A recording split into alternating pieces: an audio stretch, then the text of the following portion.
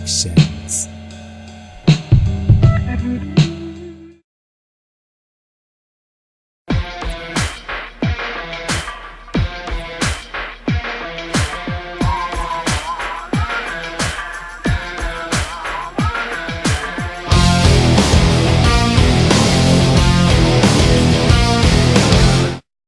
Hiya Monstaz, thanks for stopping by. On tonight's vid, we have a special guest. Now Monstaz, give big shouts and thanks to Meat Locker for joining us on tonight's vid. Thanks dude. And Monstaz, there's gonna be a link to his channel in the description below, so you gotta make sure you go check him out. Got some really awesome creepy stories over there. Left me with all kinds of goosebumps. So Monstaz, tonight we bring you 3 creepy and quite meaty cannibalistic stories. Have you ever thought maybe you might be eating human meat at these fast food joints? I mean, I guess it could be a possibility if these stories are true. Ah, yes. Monstaz, maybe that explains that finger they found in the Wendy's chili a couple of years ago, was it? Well, anyways, Monstaz, Meat Locker and I hope you enjoy these stories. And without further ado, let the stories begin.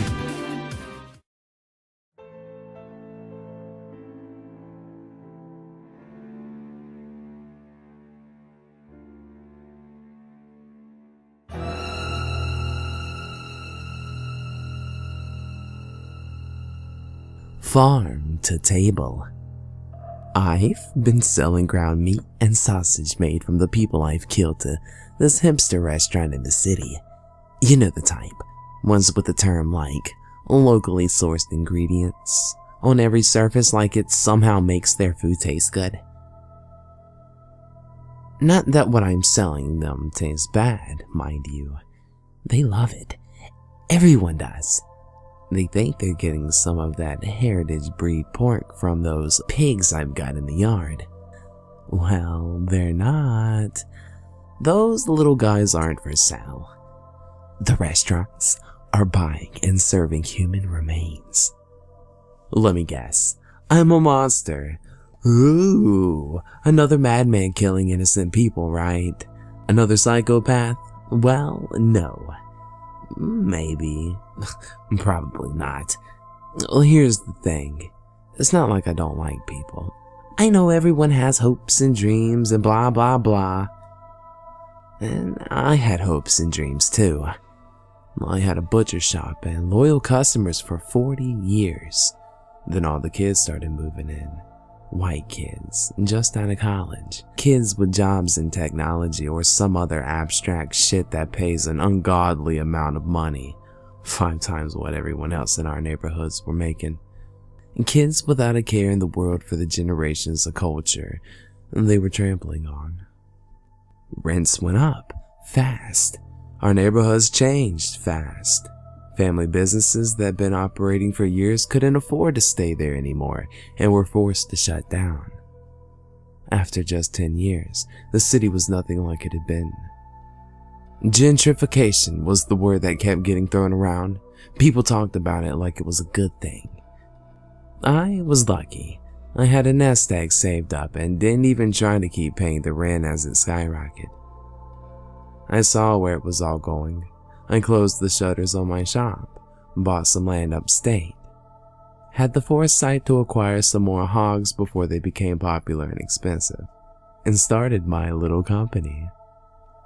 Once a month, I'd drive my van around old neighborhoods on late Fridays and Saturday nights.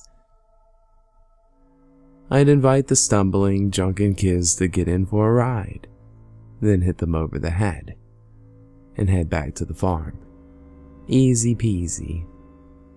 Well, anyway, the great thing about these hipster joints is the owners will cut whatever corners they can if it means that they can get an edge on the new or hot product.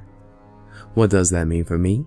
Well, they drive up early Monday morning, buy the meat from me without any USDA stamp, and head back to the city with a week's worth of meat. That leaves me with cash in hand and great dirt on the restaurant owners if they ever learn my little secret. According to one of my buyers, a guy who claims to fame was when he beat Bobby Flay on TV. The next big thing will be meat from suckling pigs, baby piglets who've consumed milk from their mothers. I glanced at his wife. who he brought to show her a real farm and to see how the other half lives. She nodded absently while cradling a tiny newborn to her chest. Her own suckling little animal. The guy went on and on about the quality of unweaned milk-fed products. He went through the recipes he planned out. They sounded pretty great, to be honest. Lots of fresh meat. I love fresh meat. I pictured the people bound and gagged in their pens in the basement. 3 men and 9 women. Basic arithmetic and logistics made me close my eyes for a moment as I thought about how I'd fill the order. The guy just continued to talk as I worked out the numbers.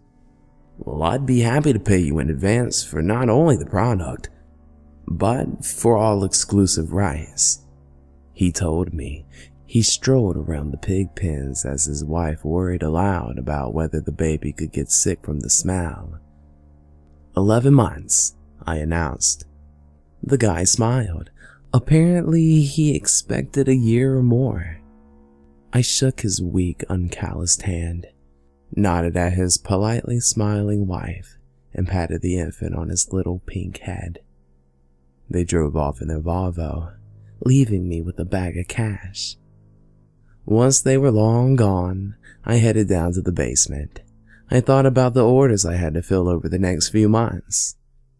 Then slit the throats of the 2 smaller men and hung them up the drain. I shifted the rest of them around the pins until I had the grouping I wanted. As I was heading back upstairs, I turned around and called out to the remaining man, who was sitting in the corner of the pen housing him and his 4 companions.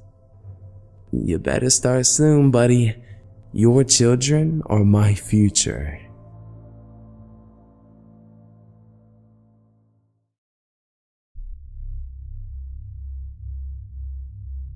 We all know the urban legend about the delicious sausage.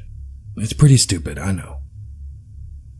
I got home from work, threw my sweaty visor on my stained couch, and peeled off my sticky polo shirt. It felt good to let my girthy torso out. Work clothes are so constricting. I tossed my keys into the bowl, opened my fridge, and pulled out a Coke. I pushed aside some lettuce, don't know why I even bother keeping it in there, pushed past another 2-liter of Coke, and grabbed a human head by the hair. Placing the Coke and the head on the counter, I started to whistle.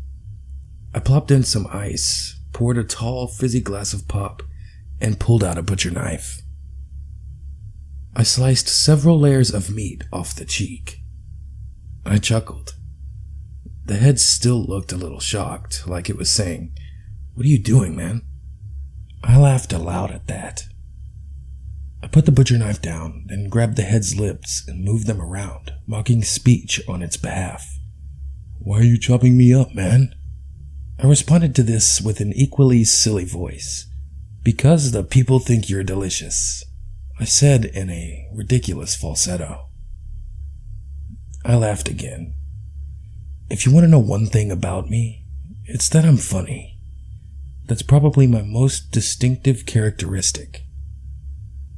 After dinner, I ground up the cheek meat. That's the face cheek, you pervert.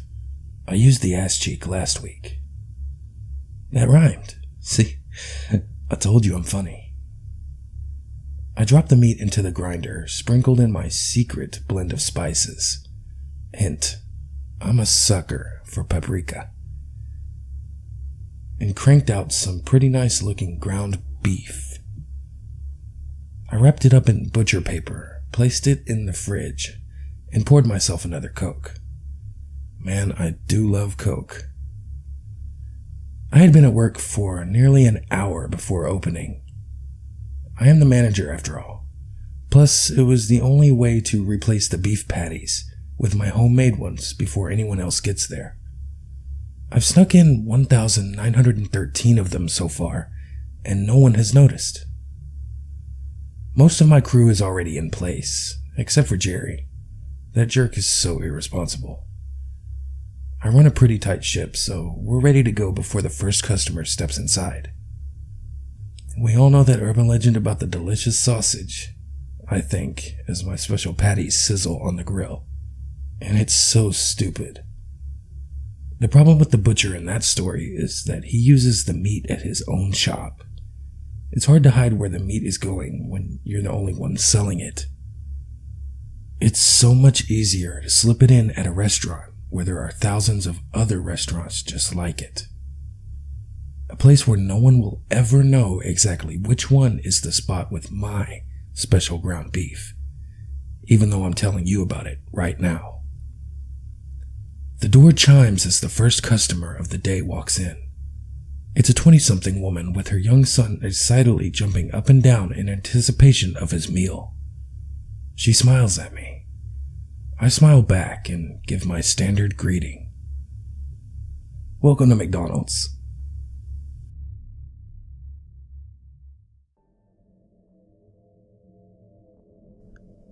Long pig. The most tender cut of meat by far on a human being is the portion of ribs closest to the spine. What we would call baby back ribs if we were talking about pork. Which, in kind of a fucked up way, we are. The headhunters of New Zealand, they call their human prey long pig. For a good reason too. When you watch the Food Network, they tell you that pigs taste different than beef and mutton because of their diet. They eat anything and everything. So do we. Anatomically, we aren't all that different either. I mean, sure, we aren't related in any way, but we have a lot in common. There's a reason we use pigs for spare parts. Them people are just pigs that walk on two legs and can talk and read and do crosswords and drive to work every day. Back to the ribs. We know these are the most tender cut of meat on any animal because they have the most connective tissue. When this connective tissue, collagen specifically, is exposed to a low heat source for a long time, a la braising or smoking, it breaks down into gelatin. That miracle stuff that makes ribs taste so good. You'll learn all these by watching the Food Network. However, as finger-licking good as they are, ribs just aren't economical. They're a pain in the ass to cut, and a pain in the ass to cook. And most of my clients just don't know how to braise or smoke or do anything that is labor intensive on their part. I could teach them, but that would just mean I would have to cut more ribs. And once my clients tasted them, that would be all they would want anymore. So for most of my clients, I just recommend something else. Like that muscle that starts at your shoulders and runs down the length of your back, the tenderloin, as I like to call it. This works for everybody because they get more meat for their money and is way easier to prepare. Nobody wants to fuck up meat that costs $400 a pound. This way they can just rub some rosemary and olive oil on it and toss it under the broiler. Simple. It should be said at this point that I am not a murderer. Well, at least I don't consider myself one. My meat comes from people who just don't want to live anymore. I figure, what's the point of living if you hate it? Nobody should have to do that which gives them pain. Well, that's where I come in. I promise them a painless death, and they always agree. The slaughter is done much in the same way as cattle. Still bolt to the head. Instant, painless death. Then I clean and cut the carcass. I do all this right after my clients phone in orders, so it's as fresh as possible. What I don't use, I store for discount deals. Though my clientele is primarily the top shelf of American society, the CEOs, the politicians, the jet setters. You should be surprised how much of Congress has a taste for human flesh. These people, they feed off of other people their entire lives, sucking them dry without so much as a drop of blood touching their lips. Well, after a life of social cannibalism, it's only a matter of time before these throat-tearing vampires seek me out for the real thing. As of yet, the feds haven't caught on to me. That doesn't mean I haven't had my share of fuck-ups. Rewind 10 years. I'm just starting out now. This is when I'm still operating out of a low-rent warehouse, before I had the funds to upgrade to my current sanitary slaughterhouse. Now this warehouse is dirty, filthy. It stinks, not just of mold or mildew, but also backed up sewage and something I can't quite put my finger on. There's the main storage space, which I use as the killing floor. I try to keep this area clean, but despite my best efforts, the walls remain as dingy gray and green with streaks of something brown running up and down the walls here and there. I don't even like to think about the side rooms. The lingering smell of human waste persists even after repeated scrubbings. God knows what the previous runners used it for. God can't keep that bit of knowledge to himself. I've only been doing this for about 6 months now. When this guy comes to me asking me to do him, I tell him I make a profit off of this. I have nobody, he says. I ask him if he would like me to make a donation to charity. He says yes. I tell him to come to the warehouse at 10 sharp the next morning. A bolt gun looks like a pistol from a science fiction movie. When you hold it in your hand, you'll almost feel like you should be parading around in some starship in some shiny white armor. I put it against his forehead and pull the trigger. The gun kicks back a little as the bolt inside shoots out of the barrel, punching neatly through his skull and into the soft jelly-like brain. He crumples to the slaughterhouse floor, his eyes rolled up into his punctured head. I go to the other room to wash up before I prep the carcass for butchering. Emerald is talking to me in the background and telling me to kick my risotto up a notch. When I come back, the shock hits me hard in the chest. I can practically feel my ribs cave in. The corpse is gone. Bam, Emerald says. The audience applauds and whoops with excitement. I panic. Somebody knows. The guys must have followed me here, or worse, it's a setup. It's only a matter of time before the bulls show up and take me in. The things I've been doing, the authorities don't look too kindly on. This is the kind of thing that gets your ass strapped to a chair cooked to perfection. My heart is racing so fast that it feels like it will burst inside my chest. I fall to the floor, my breath ragged. Is then that I see the trail, the spot where the man fell. There's a smear of blood, like something was dragged. I can't believe it took this long to notice. After about 5 feet or so, the smear is replaced by bloody footprints leading into the side room where I kept my equipment. Then I hear it, a moan, coming soft and low. There's no fucking way. I open the door and my worst fears are confirmed. There he is, very much alive, huddled in the corner. Blood dripping from his impossibly fractured head. I've heard of things like this. Well, in the 1840s, there was this guy, Phineas or something, who got a tamping iron blasted all the way through his head. After a few minutes, he got up and was able to function in every way. His personality changed and he had some amnesia, but shit, he was able to be a fully functioning member of society. And that's the weird thing about the brain. If you hit it just right, life can go on relatively unchanged. I must have hit it just right. Lucky me. He mumbles some sort of question, either directed at me or the wall behind him. It's hard to tell since his eyes are pointing in two different directions now.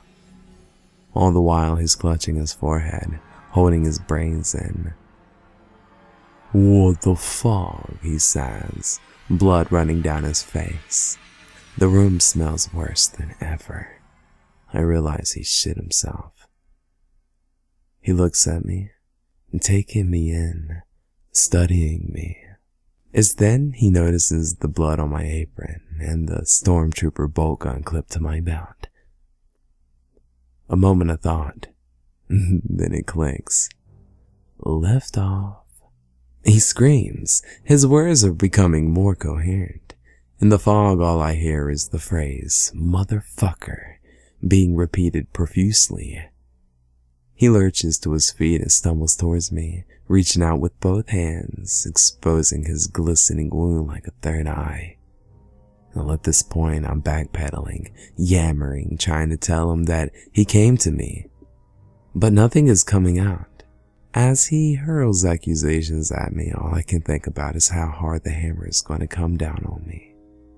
Not only is this guy pissed and with a fucking hole in his head, he knows everything. You know, he'll finger me if he gets the chance. Right as I'm thinking of this, he reaches by my belt and snatches the bolt gun. I'm in a fog. My reflexes at this point are non-existent. The phrase "lethal injection" keeps flashing in my mind. Hefting in his hand, he brings it down hard on my head. Really hard. 1,000 points of light swim in and out of my field of view as I collapse to my knees and try to get back up. But he's there already. He's on top of me now. I'm pinned. With his hand on my throat, he takes the bolt gun to my left hand. Kerchunk. Bam. Applause. I scream in agony as the steel bolt punches through my hand, tearing tendons and shattering bone on the way. He's looking at me in my face now, his blood dripping in my eyes, the smell of his shitty pants filling the air. I won't die like this, I think. No fucking way. I won't be killed by a guy with a hole in his head and trousers full of shit. Even though my left hand is in screaming agony, I muster up the strength to fight back. I bring my knee up into his junk, hard. He groans and rolls off me. I stand up and start kicking and stomping and screaming and cursing. This bastard, the fucker, shot me in the hand.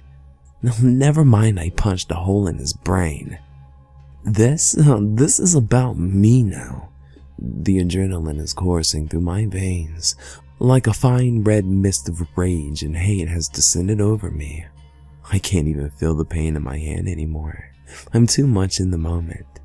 Every kick I deliver to his soft belly feels orgasmic. The sound of his breath being forced out of his body in sharp gasps is like music. He drops the bolt gun. I pounce on the opportunity and snatch it up.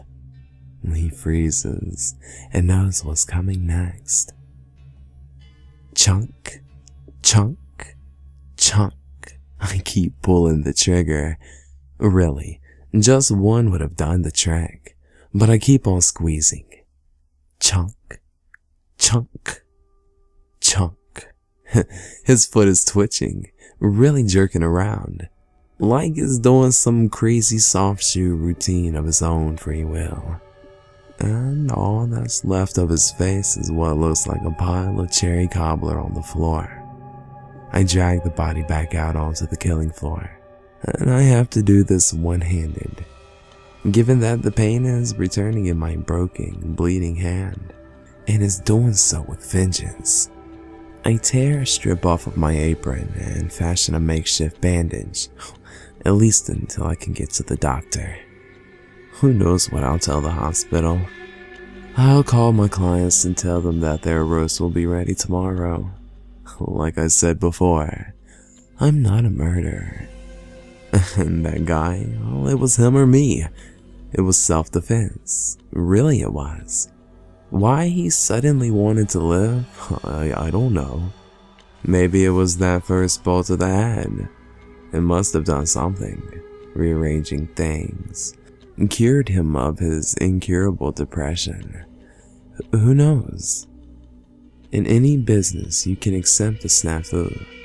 I should have been expecting something like this to happen. Murphy's Law. Anything can go wrong. Will go wrong. My little snafu almost cost me everything, not to mention full use of my left hand. But I made close to 50,000 on that guy. They said it was the most tenderest meat that they have ever had. On the Food Network, they tell you that one way to tenderize a steak is to hit it a lot with this hammer contraption. The idea being that it causes the muscle fibers to start to break down bit by bit. It would have definitely worked better than my boot. I should try that sometime with my new mistake. You know, kick it up a notch. Bam. Applause. Bon appetit.